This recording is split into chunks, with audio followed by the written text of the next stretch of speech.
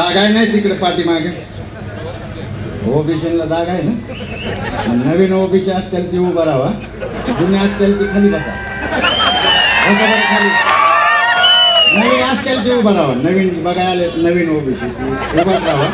जे जुने आहेत ते बसा बसा बसा. कोकरी बसा की बसा खाली.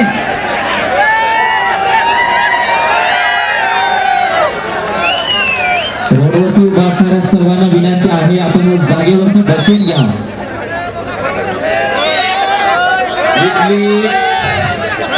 बसल्या जातात सगळे. ही पत्रकार आहेत, मग पत्रकारांना नाही ती ओरिजिनल म्हणतात. इथली न्याय व्यवस्था मनूची रकेल झाली. इथली न्याय व्यवस्था मनूची रकेल झाली. ही संसद लुटारूंची हिजड्यांची हवेली झाली. कुठे मांडू मी माझ्या वेदना विश्वाला. ही व्यवस्था आझाद मैदानावर नागवी झाली.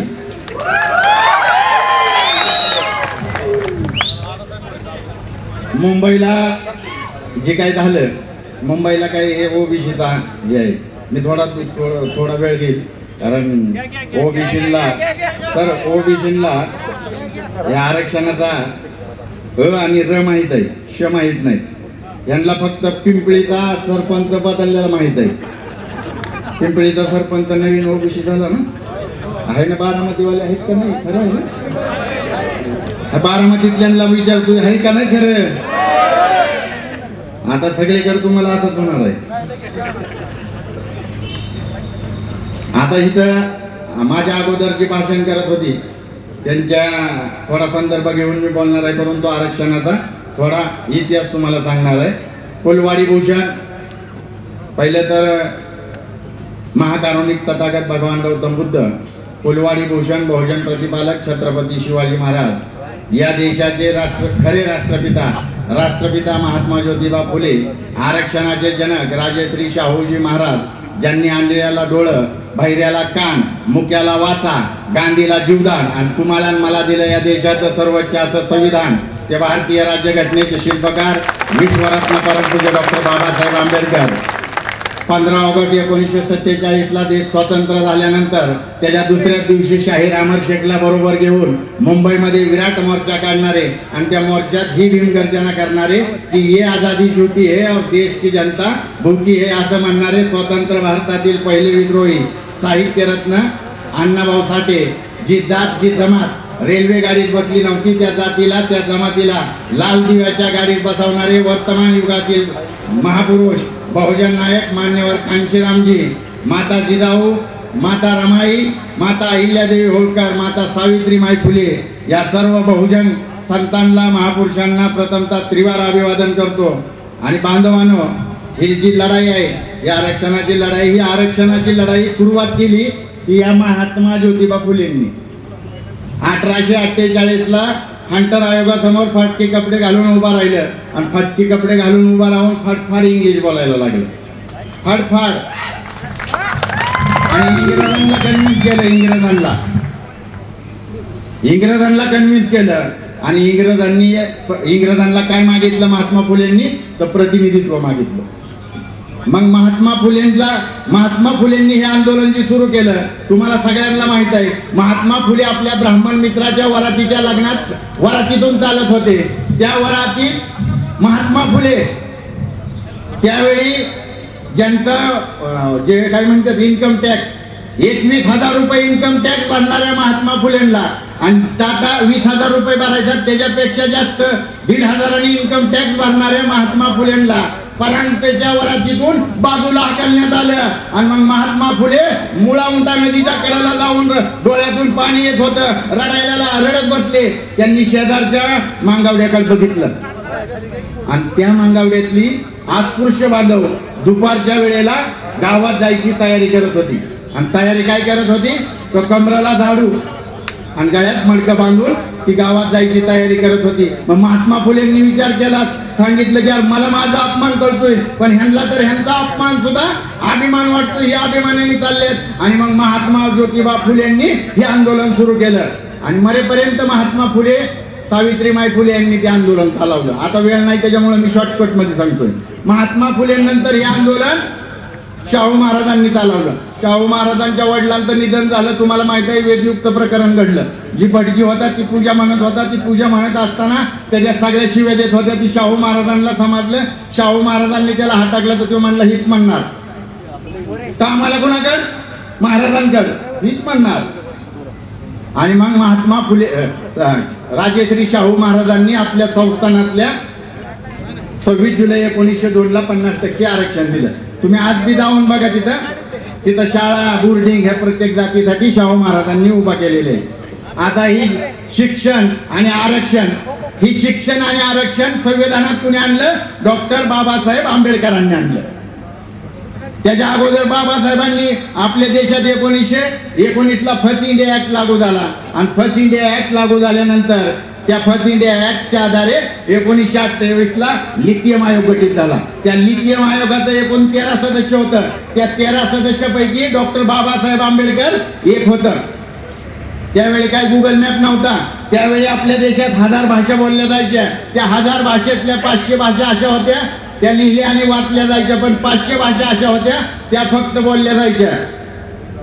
त्यांची भाषा फक्त बोलली जाते. अशा कठीण परिस्थितीत बाबासाहेब उद्या जर लिथियम आयोग बारामतीत येणार असेल तर आदल्या रात्री बारामतीत यायचं आणि सगळ्यांना सांगायचं की उद्या लिथियम आयोग येणार आहे, तुम्ही आर्थिक, सामाजिक आणि शैक्षणिक दृष्ट्या मागास आहे ही माहिती त्या आयोगाला द्या. ज्यांनी ऐकलं त्यांची सूची झाली. काय नंतर सूची झाली 1,500 एसटीची झाली, 1,000 शेड्यूल ट्राईबची झाली. तुम्ही काय ऐकलं नाही. तुमच्या बापदाद्यांनी काय बाबासाहेबांचं ऐकलं नाही. तुमच्या बापदाद्यांनी बाबासाहेबांच्या घरावर मोर्चा काढला. ओबीसींनी विरोध केला बाबासाहेबांना. मग बाबासाहेबांनी राग धरला का? नाही. बाबासाहेबांनी मग 1930 ला 27 ला जे सायमन कमिशन झालं तो 1930 ला सायमन आला. तुम्हाला मला शाळेत काय शिकवलं? Go back Simon. Go back सायमनच नाही. सायमन काय माळेगाव कारखान्याचं तिकीट मागायला येणार होता? सायमन येणार कशाला होता? सायमन आपल्या देशात तुम्हाला आणि मला आरक्षण देण्यासाठी आलता. परंतु आपल्याला काय सांगितलं? Go back. ह्या देशातल्या 2 ओबीसी आणि 1 अस्पृश्यांच्या म्हणजे दलितांच्या बाबासाहेब आंबेडकर, चौरसिया आणि अजून 1 ओबीसीच्या नेत्यांनी सायमनचं स्वागत केलं. बाकीच्या सगळ्या देशातल्या लोकांनी त्यांचा विरोध केला.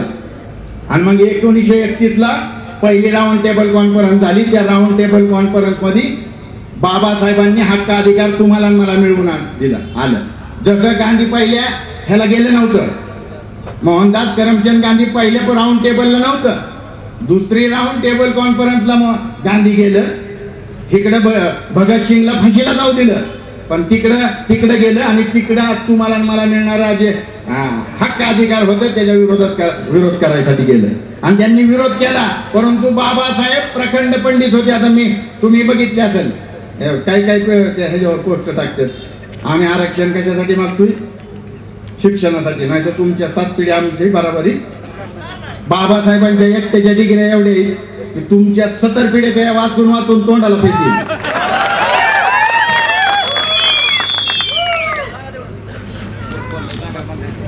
ते आता इथं कार्यकर्त्यांनी सांगितलं तर ही ज्यावेळी हक्क अधिकार मिळालं, गांधीजी तिथून आले आणि पुण्यात उपोषणाला बसलं. आणि बाबासाहेबांनी लंडन वरून कम्युनल अवॉर्ड जो आणला होता तो कम्युनल अवॉर्ड 24 सप्टेंबर 1932 ला रद्द करण्यात आला पुणे कराराच्या नाव. मग बाबासाहेब म्हणले की मी माझ्या बहुजन समाजासाठी लंडन वरून एक रसाचं फळ आणलं होतं. गांधी काँग्रेसनी त्या फळातला सगळा रस काढून घेतला आणि त्याचा स्वतः माझ्या आणि माझ्या बहुजन समाजाच्या तोंडावर फेकून मारला. पण बाबासाहेब हरले का? नाही हरले. बाबासाहेबांनी एसटीला आणि एसटीची यादी त्याच वेळेस झाली 32 ला. आम्हाला 31 ला जनगणना झाली. 31च्या जनगणनेमध्ये शेड्यूल कास्ट आणि शेड्यूल ट्राईबची लोकसंख्या मोजण्यात आली. ती 22.5% निघाली. आणि त्याबरोबर तुमची ओबीसीची बी लोकसंख्या मोजली. 52% ओबीसी आहेत. 52%. देशात सगळ्यात मोठं कोण असेल तर ही 52%. आणि तिकीट मागतं जेडबी तर कोणाला 2% वाल्याला. जेडबी तर व्हायचंय भाई. कारखान्याला वाईस चेअरमन व्हायचंय. महाराष्ट्राचा मुख्यमंत्री देशाचा प्रधानमंत्री व्हायचा अधिकार बाबासाहेबांनी तुमच्या आणि माझ्या बापाने दिलेला आहे. बापाला बाप म्हणा की कुणाला बी साहेब म्हणताय, कुणाला भाऊ म्हणताय ह्या. आणि मग 31 ला जनगणना झाली, त्या 31-32 ला अधिकार मिळाले, परंतु ओबीसीला ते हक्क मिळाले नाही. कुणाला मिळालं आरक्षण? SC ST ला. मग बाबासाहेबांनी संविधान बनवताना त्याच्यात 340वा आर्टिकल पहिलं लिहिलं, पहिलं ती लिहिलं आणि त्या 340व्या आर्टिकल नुसार ओबीसीच्या आरक्षणासाठी आयोग गठीत करण्याची तरतूद केली. 48 ला पंडित जवाहरलाल नेहरूंनी घटना दुरुस्ती केली. घटनेचं ओबीसीचं आरक्षण कॅन्सल. मग बाबासाहेबांनी हिंदू कोड बिल म्हणजे ह्या महिलांसाठी आणि या ओबीसीसाठी, आमच्यासाठी नाही आम्हाला मिळालं होतं. आणि आमचं कोण का आमच्याकडे कोण काढायचं बिडायचं बी म्हणू शकत नाही. आम्ही 3 पाट्या हलवतो. तुम्ही बघितलंय 2 एप्रिल 2018 तुम्ही होता की मोर्चात बरंच जण अॅट्रॉसिटी रद्द करा म्हणून, त्यांच्या बरोबरच होता तुम्ही.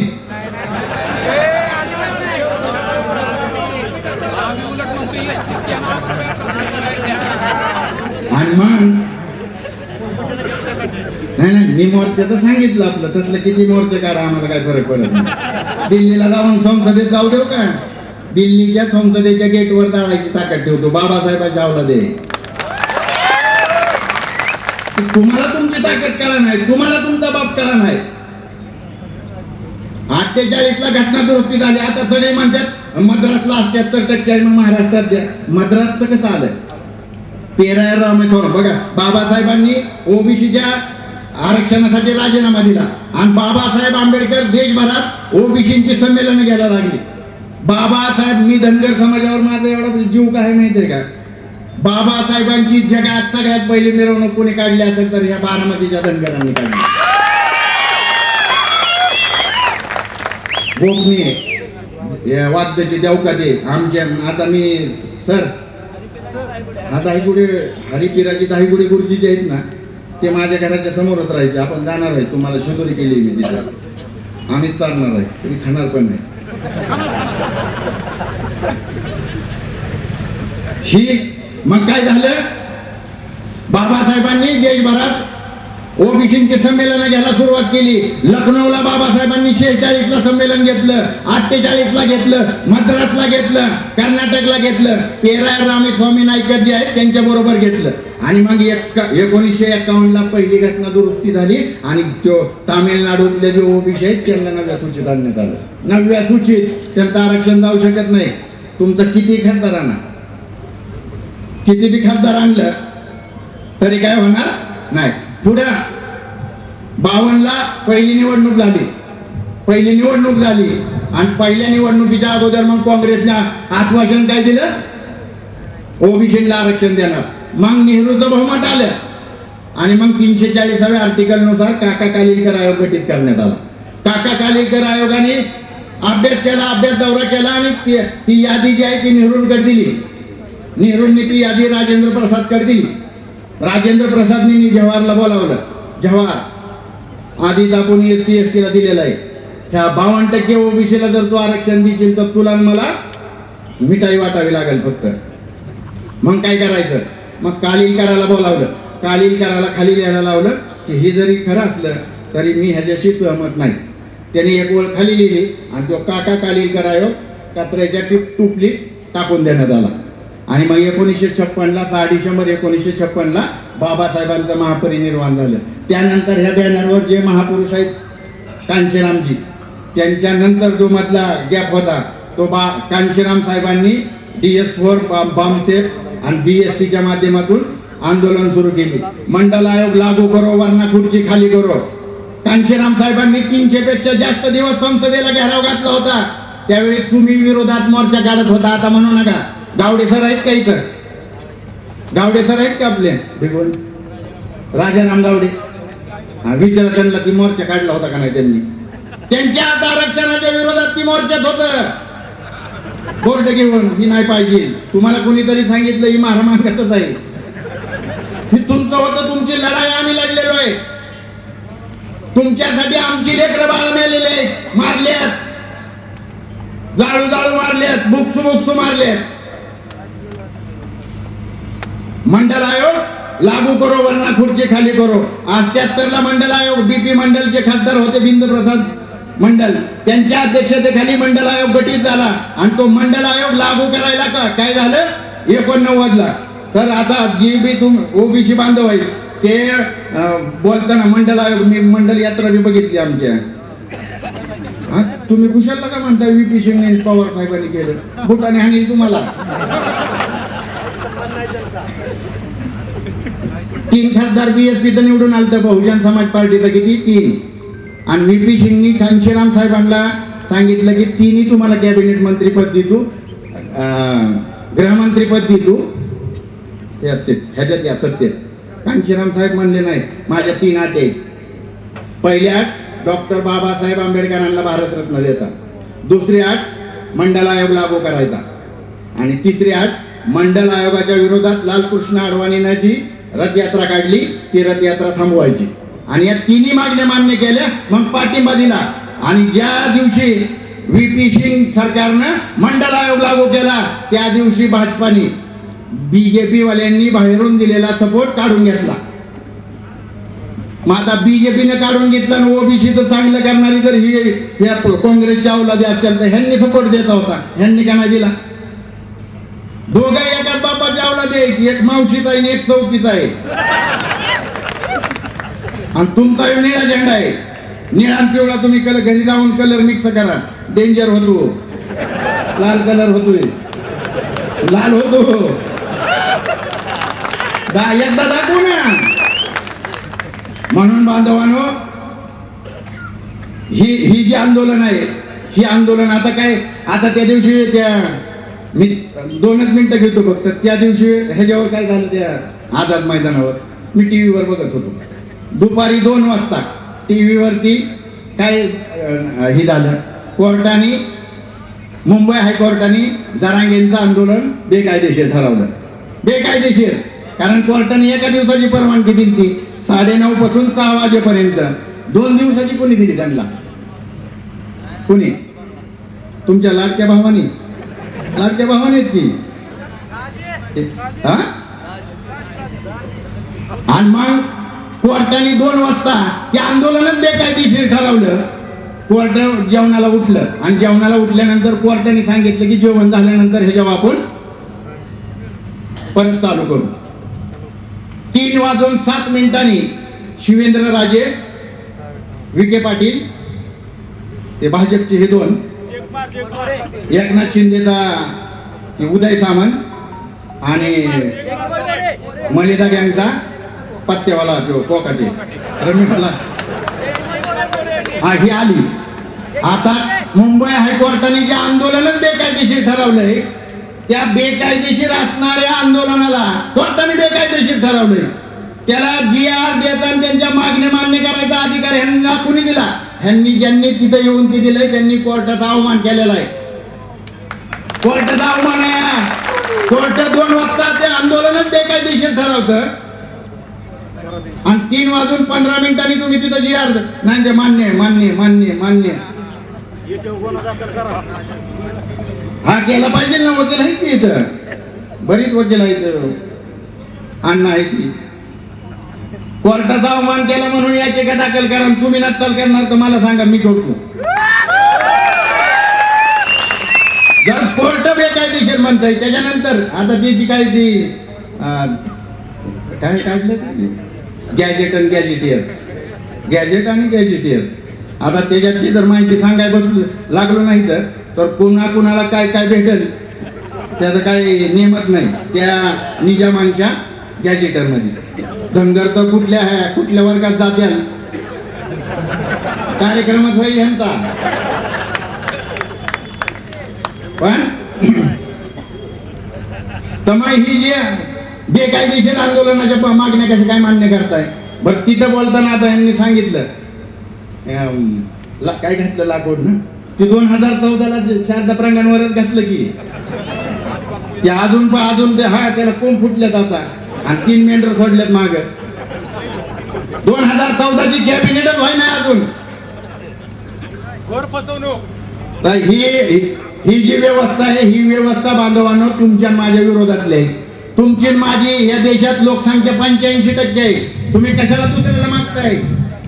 पुढच्या टाकून ठरवा ना. पुढच्या टाकून ठरवू शकता का नाही ना? चेअरमन कुणाला बनवायचा, वाईस चेअरमन कुणाला बनवायचा, आणि आमदार खासदार मंत्री कोण बनायचा हे ठरवण्याचा अधिकार तुमच्या आणि माझ्या बापानं तुम्हाला मला दिलेला आहे. ज्यांची मतं नाही त्यांच्या पाठीमागे आपण आहे.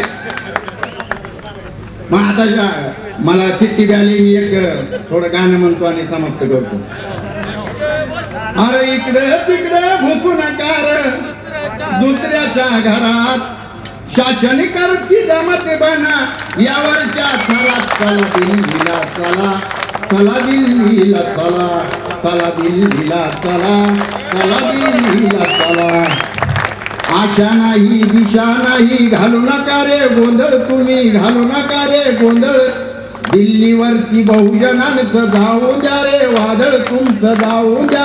माळी तेलिता बोळी ढोर सांभाळा, धंडककारी आणि वंजारी महाराज मांगा. अरे लाल दिव्याची गाडी येऊन द्या यांच्या बिदारात. चला दिल्लीला चला, चला दिल्लीला चला. त्याला यांनी घात त्यांची सोडा तुम्ही साथ, चला सोडा तुम्ही साथ. घाला कमरेत नाच चाल्यांचे पाडा सारे दात. आता सारे सारे दात समाजाचे वाटे केले चोरांनी जोरात, आणि गदाड्यावर बसून यांची काड्या रे वरात. चला दिल्लीला चला, चला दिल्लीला चला, चला दिल्लीला चला, चला दिल्लीला चला. SC ST आणि OBC आणि मायनॉरिटी ह्यांचा जी बाबासाहेबांना आता हार घातला ना आपण, तर जी बाबासाहेबांनी बोट केलेलं आहे ते संसदेकडे बोट केलेलं आहे, capture the temple of power. आणि तिथं सगळ्या चाव्या आहेत दिल्लीला. आणि त्या दिल्लीला तुम्हाला आणि मला मिळून जर आपण गेलो तर ती दिल्ली काय आपल्यापासून लांब नाही. मग कुणाला द्यायचं? कारण कांशीराम साहेब काय म्हणतात, साहेबांनी सांगितलंय एका ह्याच्यात मी ऐकलंय की देने वाले समाज में लाल पैदा होता है और मांगने वाले समाज में दलाल. म्हणून आपल्याला देणावाला बनायचंय. आपण ह्या देशात 100पैकी 85% आहे. म्हणून येणाऱ्या काळात आपण देणारं झालं पाहिजे आणि देणारं होताल. आम्ही सगळे आंबेडकरी समाज तुमच्या बरोबर आहे, तुमच्या बरोबर असणार आहे. आणि त्या यांनी सांगितलं गोविंद धावकर यांनी फोटो लावला नाही, शाहू महाराजांचा लावला नाही. शाहू महाराजांचाच नव्हता तिथं.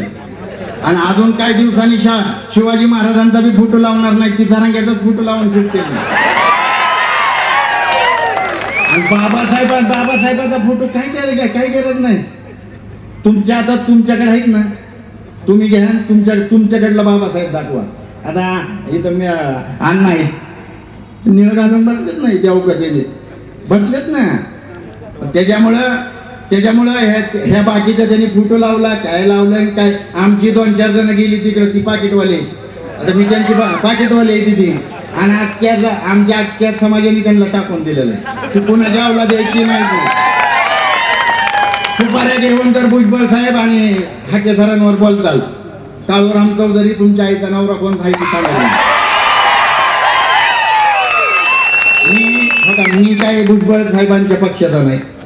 मी हाके सरांचं माझं मी त्यांना ते निरेत अडवलं आणि त्यांच्याबद्दल जो प्रकार झाला मी तेव्हा बघितला. माझी बी वर गेली आणि मग मी निऱ्याला गेलो. आता ती व्हिडिओ बघितला मी. त्या व्हिडिओ मध्ये जी तुम्हाला म्हणतोय ना माझ्या बापाचा 7-12 आहे, माझ्या बापाचा, ती जमीन महारवतनाची आहे, सोनवण्याची आहे. राजाभाऊ बरोबर आहे ना, आमच्या जमिनी आहे ती. मी विचारतो त्यांना कोण गेलं ती, तुझ्या घरी जायला रस्ता नाही तुला, आणि तू त्यांना म्हणतोय माझ्या बापाचा 7-12 आहे. आणि म्हणून मग मी त्या निऱ्याच्या मोर्चात गेलो. मला काही कोणी बोलावलं नव्हतं, मला नाही बोलावलं तरी काही मी आपला तिथनं जाताना गेलो. मला ते राग आलता बघितलेला, मी सोशल मीडियावर बघितलं. गेलो माझा मी कार्यक्रम करून आलो. तर बांधवांनो तुम्हाला परत एकदा सांगतोय, तुम्हाला मला ह्या देशाची शासन गर्दी जमात बनायला लावलंय. शासन गर्दी जमात. तुम्ही ग्रामपंचायतच्या भानगडीत पडू नका. हे तर ते बारामती अर्बनचं सांगितलं. अण्णासाहेब महामंडळाला किती पैसे दिलं, मग देवका त्यांना किती दिलं ते त्यांना विचारा. कोकऱ्यांना किती दिलं ते तीच सांगतात. आम्हाला काय करायचंय, आमचं तर तपासत नाही. आणि आम्हाला तिथं खातं उघडू देत नाही, खातं उघडू देत नाही तर कुठलं कर्ज देणार आहे? हा? बिनव्याजी बिनव्याजी देणार आणि त्यांची पाहुणे रावळे पोयरे धायरे येतील. आणि आता त्याच्यावरनं एकच मुद्दा घेतो बघा. महाज्योती, बार्टी, आरटी आणि सारथी ह्या सगळ्यात जास्त निधी कुणाला दिलाय? सारथीला. आता नवीन एक मग काढा चुरटी, आणि आमच्या सगळ्यांचं घ्या आणि त्याच्यात टाका. आणि त्याचा अध्यक्ष फडणवीस तू बन, नाही तर दादाला बनव, नाही तर त्या एकनाथ शिंदेला बनव. घ्या तुमचं तुम्हीच वाटून, पण त्याचं नाव चुरटी ठेवा. एवढ्याच या ठिकाणी बोलतो आणि थांबतो. जय भीम, जय भारत. धन्यवाद.